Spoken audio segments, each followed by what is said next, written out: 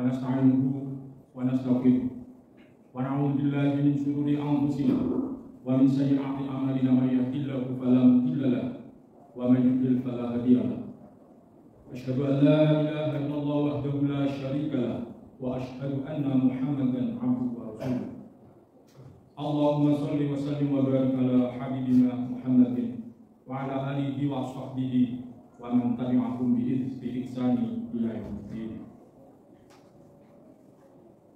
يا أيها الذين آمنوا اتقوا الله حق تقاته ولا تموتن إلا وأنتم مسلمون.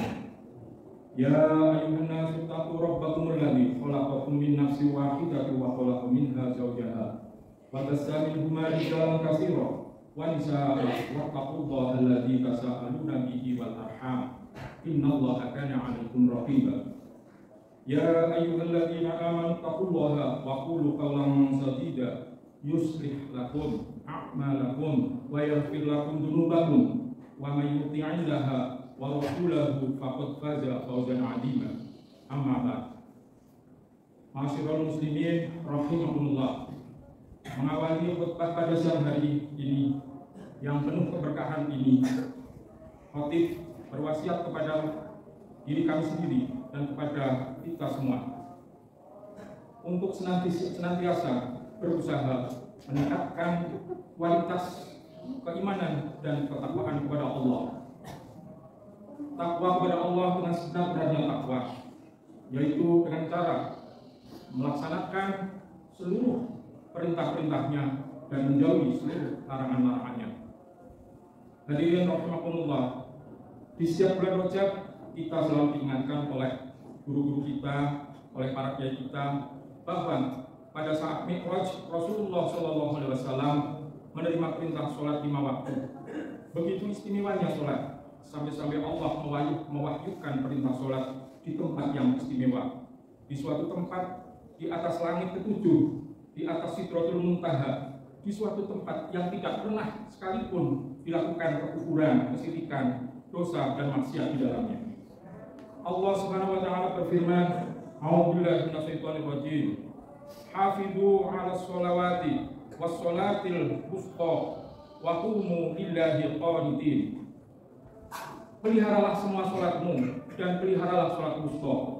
Berdirilah untuk Allah dalam sholatmu dengan khusyuk. Al-Baqarah 238. Rasulullah SAW bersabda, "Khamsu sholawatin katabahunallahu 'alal 'ibad, faman jaa'a bihinna lam yudayyi' minhunna say'an istihfafan biha ihinna kana lahu 'indallahi 'abdun ayyud ila lahul jannah wa man lam ya'ti bihinna falaysa Allahu 'indallahi 'abdun insya'a 'adzabahu wa insya'a adkhalahul jannah."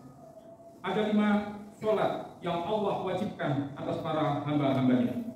Barang siapa melaksanakannya dan tidak melalaikan salah satu di antara 5 itu dengan tidak memenuhi haknya, maka yang mendapatkan janji dari Allah akan dimasukkan ke surga.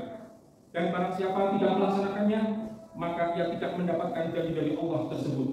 Jika Allah menghendaki, maka ia menyiksa-Nya, dan jika Allah menghendaki, maka Allah memasukkan ke surga. Hadis riwayat Al-Baihaqi.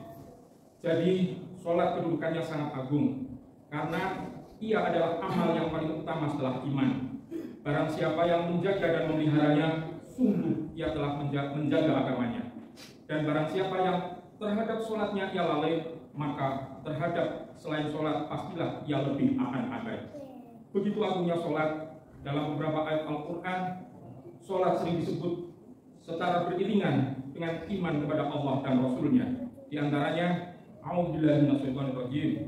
Innal ladzina amanu wa 'amilus sholihati wa aqamus sholata wa ata'uz zakata lahum ajruhum 'inda rabbihim wa la khaufun 'alaihim wa la hum yahzanun. Sesungguhnya orang-orang yang beriman mengerjakan amal solih, mendirikan sholat dan menunaikan zakat, mereka mendapat pahala yang diberikan Tuhannya. Tidak ada kekhawatiran terhadap mereka dan tidak pula mereka bersedih hati. Al-Baqarah 277. Apabila kita perhatikan juga betapa banyak disebutkan dalam Al-Quran secara beriringan antara perbuatan meninggalkan sholat dan kekufuran. Allah Ta'ala berfirman, memberitakan tentang penduduk neraka ketika ditanya, "Ma sa'alakum fi saqar?" Qalu alam naku minal musallin wa lam naku nut'imul miskin wa kunna naqudu ma'al khaidin wa kunna nukadzibu yaumiddin. Apakah yang memasukkan kalian ke dalam neraka Saqar? Mereka menjawab, kami dahulu tidak termasuk orang-orang yang mengerjakan sholat dan tidak pula memberi makan orang miskin, dan kami membicarakan yang batil bersama dengan orang-orang yang membicarakannya, dan kami mendustakan hari pembalasan. Al-Mudaththir 42-46. Hadirin rahimakumullah, para ulama Ahlus Sunnah mengatakan bahwa jika seseorang meninggalkan sholat karena mengingkari kewajibannya atau melecehkannya, maka ia termasuk orang kafir. Sedangkan jika ia meninggalkannya karena malas, maka ia tidak kafir, tetapi termasuk orang fasik, pelaku dosa besar. Janganlah kita menunda-nunda sholat sampai keluar waktunya. Janganlah kita bermalas-malasan melakukan sholat. Di dunia ini kita bisa saja menunda jadwal perjalanan atau pekerjaan, sedangkan kematian adalah hal pasti yang tidak bisa ditunda atau dibatalkan. Kita selamatkan diri kita sebelum lewat waktunya. Jatah umur kita terbatas, hembusan nafas kita ada penghabisannya, dan kematian bagaikan pedang yang telah terbunuh di atas leher kita. Kita tidak tahu kapan dia turun dan menebas batang leher kita. Jika seseorang meninggalkan sholat, tidakkah dia mau kepada Allah yang telah menciptakannya dan menganugerahkan sekian banyak rahmat dan nikmat kepadanya? Masyiral muslimin rahimahumullah, dari sahabat Jabir radhiyallahu anhu, Rasulullah bersabda yang artinya, perumpamaan sholat 5 waktu adalah ibarat sungai yang melimpah airnya, yang mengalir ke arah rumah salah seorang di antara kalian, lalu dia mandi dari air tersebut setiap hari sebanyak 5 kali. Hadis riwayat Muslim. Rasulullah SAW juga bersabda, induk dari segala perkara adalah Islam, dan tiangnya adalah sholat. Allah telah menjadikan sholat sebagai penyejuk mata dan jiwa, serta pelipur lara bagi mereka yang dirundung kesedihan. Rasulullah SAW memberikan teladan kepada kita bahwa ketika beliau sedang mengalami masa-masa sulit dan berat, beliau menghibur diri dengan mendirikan sholat. Rasulullah bersabda, "Wa ju'ilat qurratu 'aini fis sholat." Telah dijadikan kesejukan mata dan jiwaku dan kebahagiaanku pada sholat. Beliau juga menyeru, "Ya Bilal, arihna bis sholat." Wahai Bilal, kumandangkan sholat, kumandangkan iqamat. Berilah kami kenyamanan dan kedamaian dengan mengerjakan sholat. Sholat menjadi kesenangan Rasulullah SAW, kedamaian kalbunya serta kebahagiaan hatinya. Hadirin rahimakumullah, mari kita jadikan bulan Rajab, bulan peringatan mukjizat Isra dan Mi'raj, sebagai momentum untuk memperbaiki kualitas sholat kita. Sholat yang berkualitas adalah sholat yang sah dan diterima oleh Allah Subhanahu wa Ta'ala. Sholat seseorang dikatakan sah apabila telah memenuhi seluruh syarat sah dan rukunnya, serta menjauhi semua hal yang dapat membatalkannya. Namun hadirin, sholat yang sah belum tentu diterima oleh Allah Subhanahu wa Ta'ala. Al-Habib Abdullah bin Husain bin Thahir dalam Sulamut Taufik menjelaskan bahwa supaya sholat kita diterima oleh Allah, selain kita harus memenuhi syarat sah dan rukunnya, kita juga harus memenuhi syarat-syarat diterimanya sholat, yaitu 1. Berniat ikhlas karena mengharap ridho Allah semata.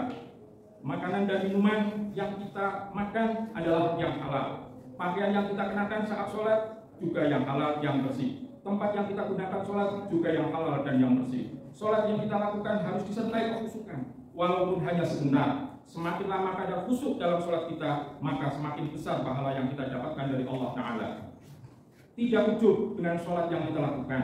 Ujub artinya apabila seseorang melihat bahwa kemampuannya menjalankan ibadah adalah keistimewaan dirinya, dan ia lalai untuk mengingat bahwa hal itu sejatinya adalah karunia dari Allah Subhanahu wa Ta'ala.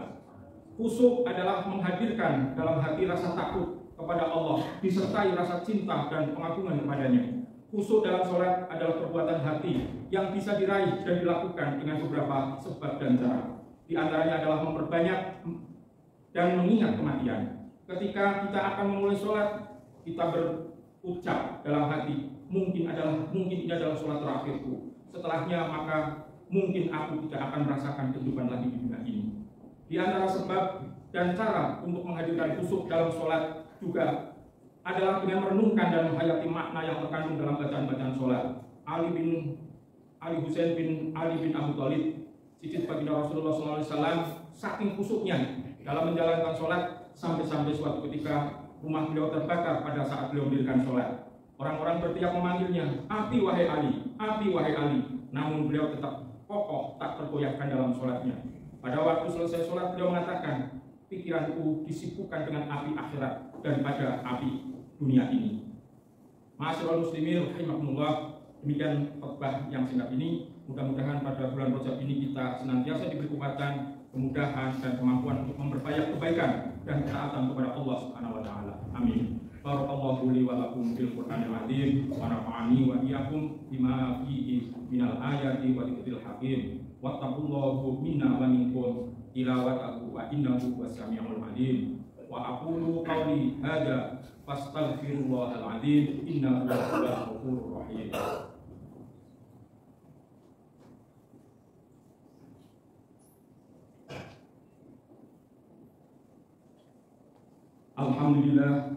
Alhamdulillahi arsala rasulahu bil huda wa dinil haqqi liyudhhirahu 'ala ad-dini kullihi walau karihal musyrikun. Asyhadu an la ilaha illallah wahdahu la syarika lah wa asyhadu anna Muhammadan 'abduhu wa rasuluh.